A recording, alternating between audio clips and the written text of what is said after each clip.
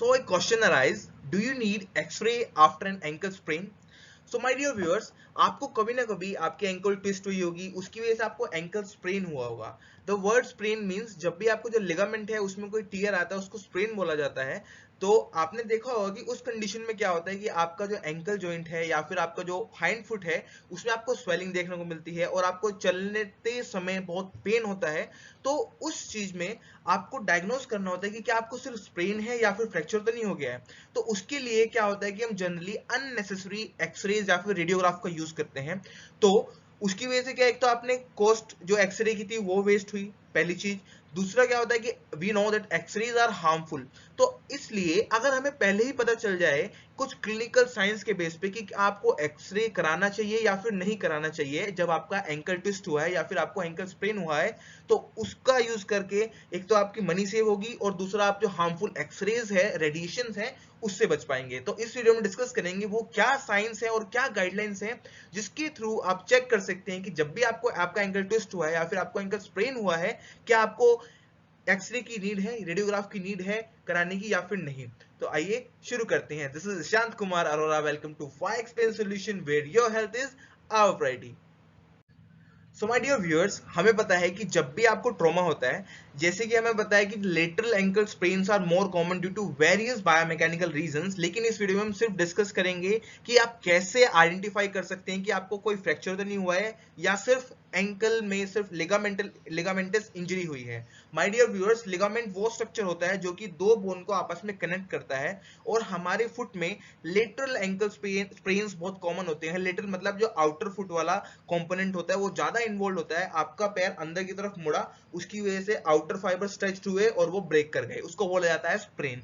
सो अगर हम देखते हैं उस स्प्रेन की वजह से अगर बहुत ज्यादा सीवियर आपका फुट टर्न हो गया हो तो चांसेस हैं कि आपको फ्रैक्चर भी हो सकता है। तो उस केस में रेडियोग्राफ यूज किया जाता है। लेकिन हमें पता है जो फ्रैक्चर हो, अगर किसी को माइनर फ्रैक्चर हुआ है या फिर स्प्रेन हुआ है, दोनों के जो सिम्टम होते हैं मोर और लेस सिमिलर होते हैं।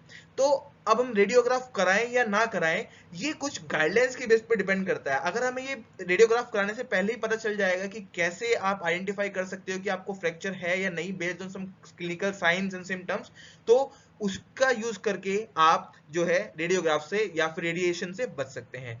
माय डियर व्यूअर्स, और लेटरल एंकल स्प्रेन जो है वो आपके फीमेल्स में ज्यादा देखने को मिलते हैं as compared to males. And as you can see in this image, जैसे कि अभी आपको एक जिफ में दिखाई दे रहा है कि ये पेशेंट जो है यहाँ पे, as you can see my cursor, यहाँ पे पेशेंट का जो पैर है वो इनवर्ड से ऐसे मूव किया और आउटर स्ट्रक्चर जहाँ पे रेड देख पा रहे हैं आप, ये लेट मी शो यू, जैसे कि आप ये रेड वाला मार्क देख पा रहे हैं, तो यहाँ पे पेशेंट को लेटरल एंकल स्प्रेन हुआ है। स्प्रेन मतलब लिगामेंट जो है वो टियर हुआ है और मोस्ट कॉमन जो लिगामेंट अफेक्ट होता है लेटरल एंकल स्प्रेन में ATFL, that is anterior talofibular ligament. तो हम आगे बात करते हैं कि वो कौन कौन से गाइडलाइंस हैं जिनका यूज करके आप आइडेंटिफाई कर सकते हैं कि क्या आपको एक एक्सरे कराने की या फिर एक रेडियोग्राफ कराने की नीड है या नहीं, या फिर सिर्फ आप कंजर्वेटिव ट्रीटमेंट से ठीक हो सकते हैं बिना किसी प्लास्टर के। सो उसको हम आगे डिस्कस करते हैं। So now comes the main part कि हु नीड रेडियोग्राफ और एक्सरेज। जब भी आपको एंकल ट्विस्ट होता है तो ये कुछ साइंस हैं जो कि इनको बोला जाता है Ottawa ankle rules. So my dear viewers, Ottawa ankle rules में कुछ ऐसे साइंस और सिम्टम बताए गए थे, अगर आप उनको चेक करते हैं और वो चेक करने पे अगर पॉजिटिव मिलते हैं, पॉजिटिव का मतलब है कि आपको बहुत ज्यादा चांसेस हैं कि आपको स्प्रेन नहीं बल्कि फ्रैक्चर हो चुका है। तो उसको आइडेंटिफाई करने के लिए आपको क्या क्या गाइडलाइंस है जो कि ओटावा एंकल रूल्स के अंदर प्रोवाइड की गई हैं, वो ये है कि सबसे पहले अगर आपको लेटरल एंकल स्प्रेन्स कॉमन होते हैं, लेटरल मतलब आउटर पोर्शन की, मीडियल मतलब इनर पोर्शन वाले स्प्रेन्स जो होते हैं, तो लेटरल पोर्शन में आपने क्या करना है, जो आपका लेटरल मेल्योरस है, दिस रीजन जो एक एलिवेटेड स्ट्रक्चर होता है आपके एंकल पे, उसको मेल्योलाई बोला जाता है, वहां पे आपने प्रेस करके देखना है, डीप प्रेस करके देखना है। अगर पेशेंट को पेन हो रहा है तो पहली कंडीशन पॉजिटिव है। फिर उसी मेल्योलस से आप ऊपर जाएंगे उसके पोस्टीरियरली, जैसे कि लाइन देख पा रहे हैं आप एंकल पे, और यहाँ पे आप टच करते जाएंगे। अगर टच करने पे बोन में पेन हो रहा है 6 सेंटीमीटर ऊपर तक कहीं किसी भी रीजन में, तो वो सेकंड साइन पॉजिटिव आता है। थर्ड इज, जो आप ये सी वाला पॉइंट देख पा रहे हैं, इसको बोलते हैं बेस ऑफ फिफ्थ मेटाटार्सल। कभी कभी जोन्स फ्रैक्चर भी देखने को मिल सकता है लेटरल एंकल स्प्रेन के साथ। तो अगर पेशेंट को फिफ्थ मेटाटार्सल, जो कि ये रीजन है, जब आप पेशेंट को प्रेस करेंगे इस रीजन में, अगर उसको पेन हो रहा है तो चांसेस है कि उसको फ्रैक्चर हो सकता है।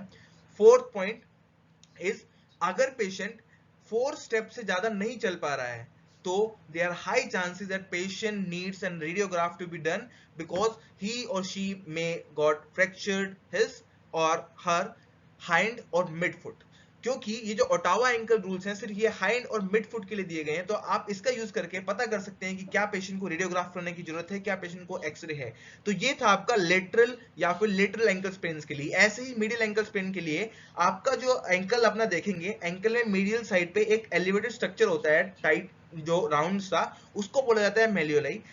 वो राइट साइड भी होता है, मतलब आउटर साइड भी होता है और इनर साइड भी होता है। तो उस पे दोबारा से आप प्रेस करके देखेंगे, अगर वो पेन हो रहा है तो फर्स्ट साइन इज पॉजिटिव। दूसरा, आप इस सेंटर में जहां पे डी मार्क है, यहाँ पे एक नेविकुलर बोन होती है, उसको आप प्रेस करके देखेंगे, अगर प्रेस करने पे आपको पेन एग्रीवेट कर रहा है तो वो भी पॉजिटिव। थर्ड साइन इज अगर पेशेंट फिर से 4 स्टेप से ज्यादा नहीं चल पा रहा है, तो मतलब there are high chances that patient का जो है स्प्रेन के साथ साथ फ्रैक्चर भी हो चुका है, तो उसको एक्सरे की नीड है या फिर रेडियोग्राफ की नीड है।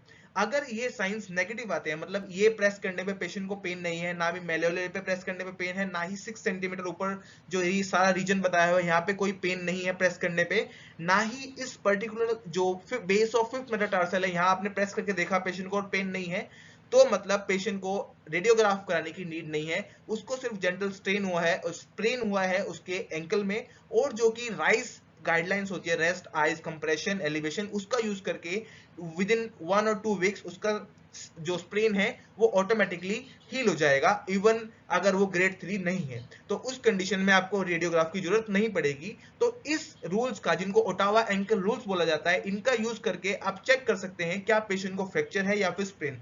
इनमें से जो कंडीशंस है, अगर कोई भी पॉजिटिव आती है 2 से ज्यादा, तो मतलब पेशेंट को रेडियोग्राफ की जरूरत है और चांसेस हैं कि उसको फ्रैक्चर हो चुका है। एंड माय डियर व्यूअर्स, जो ये टेस्ट है, ओटावा एंकल रूल्स है, इनकी सेंसिटिविटी इज 95%, मतलब पॉजिटिव, ये 90% केसेस में पॉजिटिव वैल्यूज बताते हैं। मतलब अगर इसके टेस्ट में पॉजिटिव आ रहा है तो 100% चांसेस है, और यू कैन से 99% चांसेस हैं कि पेशेंट को फ्रैक्चर हो चुका है, अगर इनमें से कोई साइंस देखने को मिल रहा है।